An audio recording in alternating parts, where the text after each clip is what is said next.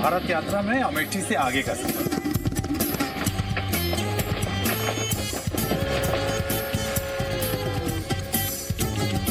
मोदी को एक और मौका देना चाहिए कि कितना बदलता है वो। बहुत लोग तो कह रहे हैं कि एक बार दे दिया बहुत है।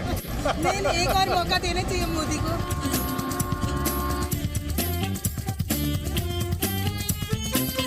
आज जितना लड़कों को पढ़ाया जाता है उसी लेवल पे लड़कियों को भी पढ़ाया जाता है, ये बहुत अच्छा लगता है। तो ये बदलाव है और बहुत अच्छा बदलाव है। ये युवा करेगा क्या? जो लड़के बीटेक एमटेक करके 5,000 2,000 की नौकरी खोज रहे हैं, अब नहीं मिल रहा है उनको। लोग करने वाला नहीं, करना नहीं चाहता, प्रॉब्लम ही है, रोजगार बहुत है। नमस्कार, आज भारत यात्रा में अमेठी से आगे का सफ़र। तो अमेठी से चल रहे हैं अब ये पूरा बेल्ट जिसको हम कवर करेंगे, अमेठी से भदोही होते हुए बनारस तक। और अमेठी के बाद ये जो बेल्ट है, ये पूरा बेल्ट जो कहते हैं ना पूर्वांचल का बेल्ट शुरू होता है। उत्तर प्रदेश का पूर्वी उत्तर प्रदेश का इलाका जो अमेठी से हम शुरू करते हैं और फिर आगे वाराणसी मुगल सराय होते हुए आगे बिहार के बॉर्डर तक जो उत्तर प्रदेश है।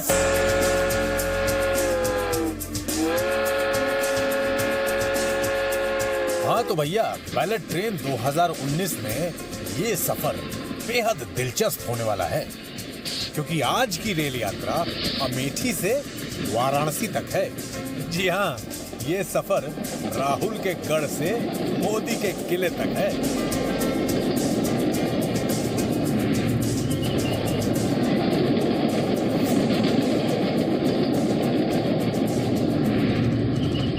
प्रधानमंत्री पद के दावेदार नरेंद्र मोदी वाराणसी से और अमेठी से प्रधानमंत्री बनने की चाहत लिए राहुल गांधी चुनावी बिगुल फूकेंगे। लेकिन भाई, आखिरी फैसला बैलेट ट्रेन 2019 के वोटर्स का ही होगा ना।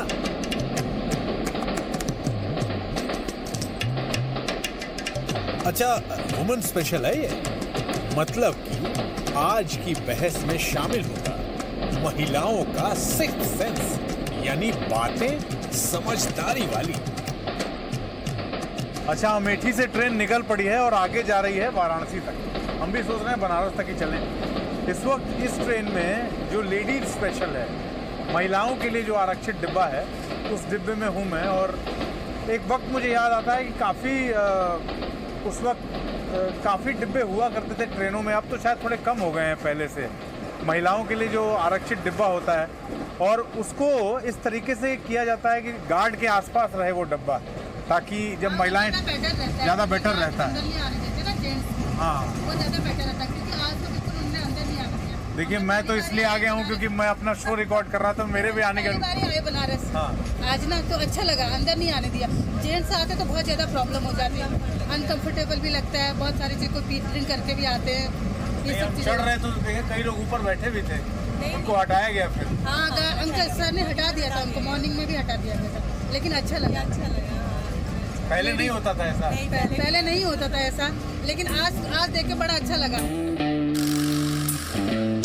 भाई वाह, ये हुई ना समझदारी वाली बात। और वैसे भी सुरक्षा पाना तो आपका अधिकार है, और समय रहते देश की सरकारों को भी समझ में आ गया कि महिला सुरक्षा सर्वोपरि है। पूर्वांचल जो है ना, ये पूर्वी उत्तर प्रदेश और उससे सटा हुआ पूरा बिहार शुरू हो जाता है। होता है आना जाना, यहाँ कम होता है। इस क्षेत्र में महिलाओं की स्थिति को लेकर काफी चर्चा होती है कि काफी यहाँ पे वो सोच, बहुत मदद करा जाता है। कुछ है ऐसा? क्या है कि हम जेंट्स है तो जेंट्स है, लेडीज है तो लेडीज है, घर पे रह जाएगी, वही कुछ नहीं करेगी, अपना दबदबा बना के बाहर नहीं निकलेगी, सब कुछ है। लेकिन आजकल ऐसा कुछ नहीं है, मुझे लगता है आजकल तो लड़कियां बाहर पढ़ने जा रही हैं, वक्त बहुत बदल गया है। वक्त बदल गया है। हाँ जी, हाँ, तो क्या, लेडीज देखो कहाँ नहीं निकली, सब निकली, सब जॉब करने जा रही, कोई पेपर देने जा रहा है। पहले लड़की को, हम लोग के समय तक ही नहीं था, हम लोग इतने जल्दी बाहर नहीं जाते थे, लेकिन आजकल देखो हर कोई बाहर जा रहा है।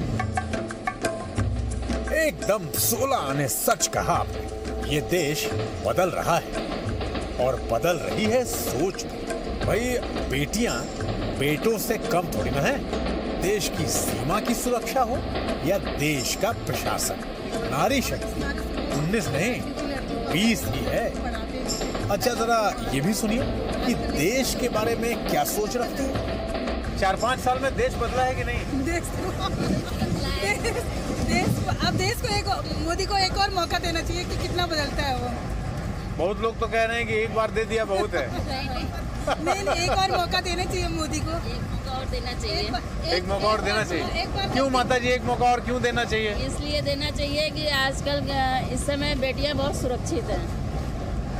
वो तो अपनी अपनी सोच है, लेकिन बेटियां बाहर भी जा सकती हैं, औरतें भी सुरक्षित हैं। महिला सुरक्षित महसूस करती है। माता जी कहती हैं कि भाई महिलाओं की सुरक्षा पर मोदी राज में खूब काम हुआ है। अब उम्मीद तो बेहतरी की ही है। ये वर्षा जी हैं, लखनऊ में नौकरी करती हैं। लगता है कुछ कहना चाहती हैं, आइए सुनकर। आपकी सोच क्या कहती है? अब तो इतने सारे लोग अलग अलग बातें कह रहे थे, तो लगता है कि कुछ बदलाव लड़कियों को लेके देश में सोच में कुछ बदलाव आया है पहले से? बदलाव तो आया है, लेकिन उसको लोग उस नज़रिए से देख नहीं पा रहे हैं। लोग इसलिए मोदी का ज़्यादा विरोध कर रहे हैं कि उन्होंने बहुत मतलब फ्रिक्वेंटली बहुत सारी चीज़ों को बदल दिया, जैसे नोटबंदी, ये सब चीज़ें लोगों का उसमें नुकसान हुआ, इसलिए लोग उनको उनके विरोध कर रहे हैं। बट ऐसा उन्होंने देश की भलाई के लिए भी किया था ना, तो काफ़ी हद तक अच्छा हुआ था, और आगे भी उम्मीद हम यही करते हैं कि वो नेक्स्ट टाइम भी वो यही आए। भाई हम तो यही कहेंगे कि वर्षा जी की बात को सिर्फ सुनिए मत, उसे समझिए भी और दिलो दिमाग में उतार लीजिए। हमारा भारत अखंड तभी होगा जब हम एक हों और सोच हमारी देश हित में हो। अब जरा इनसे मिलिए। 3 बेटियों की माँ हैं और उन्हें अपनी बेटियों पर गर्व है। तो पहले अगर 3 बेटियां हो जाती हैं घर में, हो जाती थी, तो लगता था कि क्या हो गया, कितना बड़ा पाप हो गया। नहीं, हम तो बहुत खुश हैं आजकल के ज़माने से लड़कों को सुन के घर घर में, लेकिन आज हम बहुत खुश हैं और लड़कियां भी सुरक्षित हैं। हमारी बेटी, एक बेटी सूरत में है, एक बेटी दिल्ली में है, एक बेटी साथ में है। मौका मिल रहा है देश की बेटियों को आगे बढ़ने का, पहले से ज़्यादा मिल रहा है? बहुत बेटर हो गया है, पहले से बेहतर हो गया। एजुकेशन और पढ़ाई हर चीज़ के लिए बहुत सुविधाजनक हो गया जी। आज जितना लड़कों को पढ़ाया जाता है उसी लेवल पे लड़कियों को भी पढ़ाया जाता है, ये बहुत अच्छा लगता है। तो ये बदलाव है और बहुत अच्छा बदलाव है। भाई यही तो है बदला बदला सा नया भारत। बदलाव देशवासियों के नजरिए में आया है, और नजरिया ये कि बेटियां बेटों से आगे निकलकर देश का नाम रोशन कर रही हैं। अच्छा भाई, हमारी बैलेट ट्रेन 2019 तेजी से अपनी मंजिल की ओर बढ़ रही है। तो आइए हम भी बढ़ते हैं अब जनरल कोच की तरफ। चलें, आइए।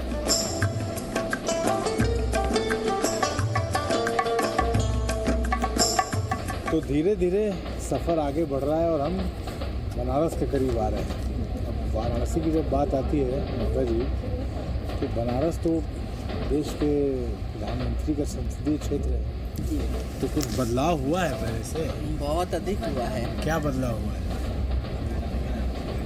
यही है कि गंगा घाट काफ़ी सफाई के स्तर तक पहुंच चुका है, रोड बहुत अच्छी हो गई है, लाइटिंग की व्यवस्था बहुत अच्छी है, बाबतपुर का एरिया काफ़ी डेवलप कर गया है, एयरपोर्ट वाला। भाई यही है आम हिंदुस्तानी की खास राय। प्रधानमंत्री मोदी के कामकाज की तारीफ कर रही है माता जी। वैसे पिछले 5 सालों में हुए विकास पर लोगों की राय कहीं खट्टी तो कहीं मीठी है, लेकिन माता जी कह रही हैं कि भाई वो खुद मोदी के विकास कार्यों की गवाह हैं, और इनकी गवाही में तो और लोग भी सुर में सुर मिला रहे हैं। आइए सुनिए। अभी ये आए थे, चांदपुर में आए, चावल मोदी और योगी दोनों जी आए थे, चावल अनुसंधान का उन्होंने इनॉग्रेशन किया, वो भी बहुत अच्छे तरीके से एकदम शांतिपूर्वक किया। मैं सामने देख के आई थी। वो सिर्फ बाहरी लोग जो बाहरी है ना, जो बाहर से आ रहे हैं, जिनको कुछ आता जाता नहीं, वही सिर्फ बोलना है कि कुछ नहीं किया। जिसको देखना है आज बनारस जाके देखे, साफ में देखे, सफाई में देखे, गंगा देखे, कुछ भी देखे, बनारस बोलने से दिख रहा है कि हाँ बनारस है। मडवाडी का स्टेशन जो आज तक कभी डेवलप नहीं हो चुका था, वो इस समय काशी जो कैंट स्टेशन है उससे लाख गुना अच्छा मडवाडी का स्टेशन बन गया है। पहले ऐसा नहीं था, कुछ भी नहीं था मडवाडी का स्टेशन, कोई झांकता नहीं था। मैं आज 34-35 साल से बनारस में हूँ। जो इस समय मडवाडी का स्टेशन है देखने योग्य है। बहुत बदल गया है भाई। और लोग कह रहे हैं, लोग ये कह रहे हैं कि मोदी बाहर जा जाके इतना मोदी के इतना खर्चा हुआ है, लेकिन ये नहीं जानना है कि मोदी बाहर घूमने के पर्पज से नहीं जा रहे हैं। वहाँ से उन्होंने कितना कलेक्ट किया इंडिया के लिए, इंडिया को मजबूत कितना किया, ये किसी की जानकारी में नहीं है। जो पढ़ा लिखा इंसान होगा वो ये बता सकेगा। जितना किया बहुत अच्छा, ये बताइए। ओह अच्छा, मीना जी के ख्याल भी उबाल पर है भैया। आइए सुन लेते हैं क्या बदला हुआ है। मतलब बनारस के लिए बहुत अच्छा है। लोग कह रहे हैं कि अच्छा नहीं, लेकिन बहुत किया उसने, अच्छा बहुत किया। और स्टेशन देखो जाएगा। अभी हमारी 34 वाहिनी में आए थे बुल्लनपुर PSC 2019 नहीं 2000 जब आएगा। अभी 15 साल तक सिर्फ और सिर्फ बीजेपी ही रहेगी। 15 साल तक दूसरा कोई भी आने वाला नहीं है, कोई भी नहीं, सिर्फ और सिर्फ बीजेपी ही और पूर्ण बहुमत से आएगी। ये तो देश की जनता जनार्दन का काम है और वो करेंगे भी। और कुछ ही वक्त तो बाकी है बस।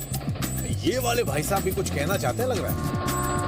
मैं खुद एक कंपनी में जॉब कर रहा हूँ। हम लोग कंटिन्यू जॉब निकालते हैं और अगर हम वैकेंसी 50 निकालते हैं, लोग आएंगे करने के लिए, 2 दिन काम करेंगे, उसके बाद छोड़ के चले जाएंगे।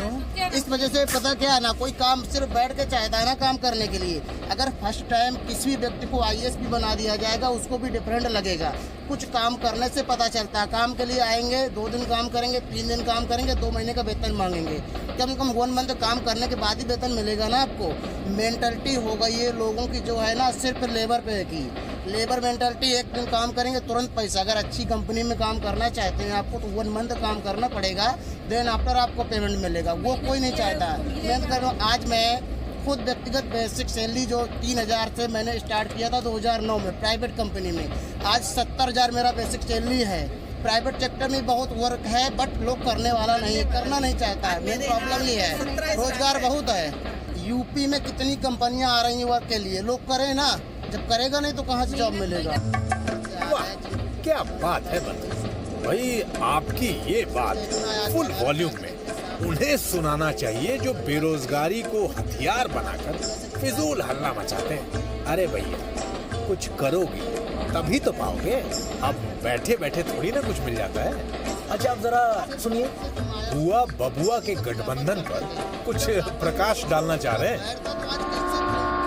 एक समय था कि जिस समय माननीय अखिलेश यादव जी अगर कोई भी कमेंट करते थे, कोई भी बात करते थे, इसके पहले जब वो चीफ मिनिस्टर थे, सिर्फ और सिर्फ मायावती जी को, बुआ जी का खिलाफत करते थे। जब आपस में दोनों लोग इतना बैर था तो आज कैसे प्रेम हो गया। मतलब सारा जनता, सभी लोग जान रही है कि ये लोग सिर्फ और सिर्फ कुर्सी पाने के लिए कुछ भी करने के लिए एग्री हैं। भाई ये बात तो हम बार बार कहते हैं कि जनता तो जनार्दन है, सबकी पूरी खबर रखती है भैया। कौन क्या चाहता है, कब चाहता है और क्यों चाहता है, इन्हें सब पता है। क्यों? तो नेताजी जरा संभल के। आइए जरा इन भाई साहब से देश में हुए बदलाव पर कुछ बातचीत की जाए। बदलाव तो हम लोग बहुत पढ़ते हैं अखबारों में। आपके अब कितना जमीनी हकीकत है वो तो भाई आदमी जाकर वो करे उसको, लेकिन जो हम लोग सुनते हैं अखबारों के माध्यम से उससे लगता है काफी कुछ काम हुआ है। बनारस में अब कितना उसका वो है, बनारस में हर जगह क्रूज चलाती है, जो आप क्रूज से जाके गंगा के से सहारे आप इलाहाबाद संगम पहुंच जाएंगे। क्रूज से अभी क्रूज चला है बनारस में। देव दिवाली अपना इसके लिए, महाकुंभ के लिए नहीं, ऐसा नहीं है। इन्होंने 15 अगस्त को इनॉग्रेशन किया था। अभी देव दिवाली पे इतना बढ़िया उसमें डेकोरेशन हुआ था। जिनको इंटरेस्ट है गंगा जी से वो जाएंगे वहाँ पर, जिनको इंटरेस्ट नहीं है वो नहीं जाएगा। सत्य वचन। चर्चा में तो वही मुद्दा शामिल होता है जिसमें पर्सनल इंटरेस्ट होता है भाई। अब पब्लिक इंटरेस्ट में बात करना तो जैसे राजनीतिक दलों के लिए चुनावी पैंतरे से ज्यादा कुछ नहीं है। अच्छा, ये तो हम बार बार कहते हैं ना कि बैलेट ट्रेन 2019 की यात्रा स्वतंत्र और स्वच्छंद विचारों वाली है। जो मन में आए कहें, अपने मन तक का गुबार यही उड़ेल दे। अच्छा, इन भाई साहब को ना मोदी जी से कुछ गिले शिकवे हैं भाई। कहिए कहिए। मोदी जी के आने से आप ये बताइए कि एक इंडस्ट्री लगा वहाँ पे, एक इंडस्ट्री वहाँ पे उन्होंने लगा दिया कि यहाँ के लोकल लोगों को रोजगार। आप लाइट लगा देंगे, LED लाइट लगा देंगे। जो लोग बाबतपुर से लेकर वहाँ तक मायावती ने उसको फ्लाईओवर को बनवाया था, ना मैं किसी पार्टी विशेष की बात नहीं, मायावती ने बनवाया। और 4 लेन 3 लेन ये आप बताइए 4 साल में तो बन नहीं जाएगा। कोई भी सड़क या कोई भी चीज़ का पुल या पौधे, जो पौधे देखेंगे उस पौधे केवल आप लाइफ देख लीजिए कितने साल पुराने, 4-4 साल में तो बड़े बड़े पौधे होते हैं।